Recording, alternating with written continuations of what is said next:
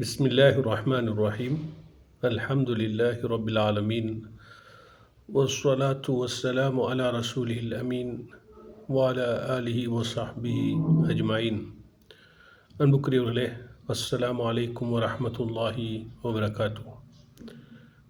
Dengue, chikungunya, எலிக்காய்ச்சல் போன்ற நோய்கள், அண்மையில் ஏற்பட்ட வெள்ளம், சூறாவளி, அதேபோன்று மண் சரிவுகள் காரணமாக பரவிவிடும் என்ற அச்சத்தில் இருக்கக்கூடிய இந்த சந்தர்ப்பத்திலே இஸ்லாம் காட்டியிருக்கக்கூடிய பல வழிகளில் ஒரு வழியை நாம் இங்கு முன்வைப்பதுதான் நோக்கமாக இருந்து கொண்டிருக்கிறது.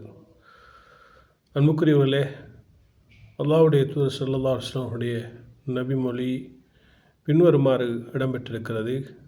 அன் முஆத் இப்னு ஜபல் ரலியல்லாஹு அன்ஹு قال قال رسول الله صلى الله عليه وسلم اتقوا الملاعن الثلاث البراز في الموارد وقارعة الطريق والظل. رواه أحمد وأبو داود. முஆத் இப்னு ஜபல் ரலியல்லாஹு அன்ஹு அவர்கள் அறிவிக்கக்கூடிய நபிமொழி, அல்லாஹ்வுடைய தூதர் ஸல்லல்லாஹு அலைஹி வஸல்லம் சொன்னார்கள், சாபத்துக்குரிய 3 விடயங்களை நீங்கள் பயந்து கொள்ளுங்கள்.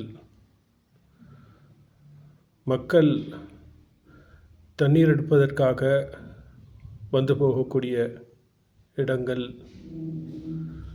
பாதையுடைய நடுப்பகுதி, நிழல் ஆகியவைகளாகும் என்பதாக அந்த நபிமொழி இருக்கிறது. இது அபு தாவூத் மற்றும் அஹ்மத் போன்ற நபிமொழி கிரந்தங்களில் பதிவாகி இருக்கிறது. அன்புக்குரியவர்களே, இஸ்லாம் மனித ஆரோக்கியம், அதேபோன்று சூழல் சுத்தம் போன்றவற்றிலே அதிகமாக கவனம் எடுத்திருக்கிறது. இங்கு நீங்கள் பாருங்கள், அல்லாஹ்வுடைய அருளை விட்டு தூரமாக்கக்கூடிய, அதாவது மனிதர்கள் சாபமிடக்கூடிய 3 விடயங்கள் என்று இங்கு சொல்லப்பட்டிருக்கிறது. அதில் முதலாவதை நாங்கள் பார்த்தால், தண்ணீர் எடுப்பதற்காக மக்கள் வரக்கூடிய இடங்கள், அது கிணறுகள், நதிகள், அதே போன்று ஆறுகள், நீரூற்றுக்கள், இவ்வாறு பல இடங்களை நாங்கள் பார்க்க முடியும். கடற்கரைகள் கூட அதிலே அடங்கும். ஆகவே இப்படியான இடங்களிலே மலம் கழிப்பது அல்லது சிறுநீர் கழிப்பதை நாங்கள் தவிர்த்து கொள்ள வேண்டும்.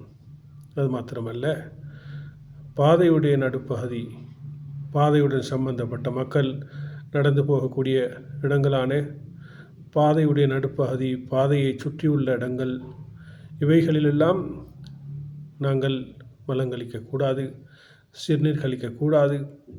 அதே போன்றுதான்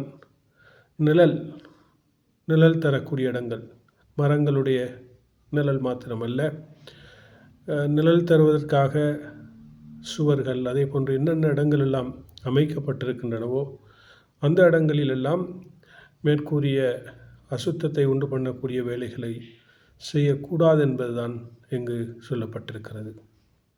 ஆகவே மாரி காலமாக இருந்தால் என்ன, கோடை காலமாக இருந்தால் என்ன, மக்கள் பயன் அடையக்கூடிய, ஓய்வு பெறக்கூடிய, அமைதியை தேடக்கூடிய, கதைத்து கொண்டிருக்கக்கூடிய, ஒன்று சேரக்கூடிய, கூடுதலாக நடமாடக்கூடிய மேற்கூறிய பிரதானமான அந்த 3 இடங்கள் சொல்லப்பட்டிருக்கிறது. அத்துடன் அது கடலாக இருந்தால் என்ன, நீச்சல் தடாகமாக இருந்தால் என்ன, குளம், ஏரி, நதி, எந்த ஒரு இடமாக இருந்தாலும் அதற்குள்ளே மலம் கழிப்பது, சிறுநீர் கழிப்பது போன்றவைகளும் தவிர்க்கப்பட வேண்டிய விடயம். இவைகள் ஹராமான விடயங்கள் என்பதைத்தான் இங்கு நாம் கவனத்தில் கொள்ள வேண்டும்.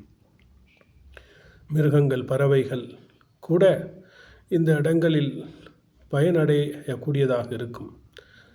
அந்த மிருகங்களுக்கு, பறவைகளுக்கு கூட நாங்கள் தீங்கை ஏற்படுத்தக்கூடாது.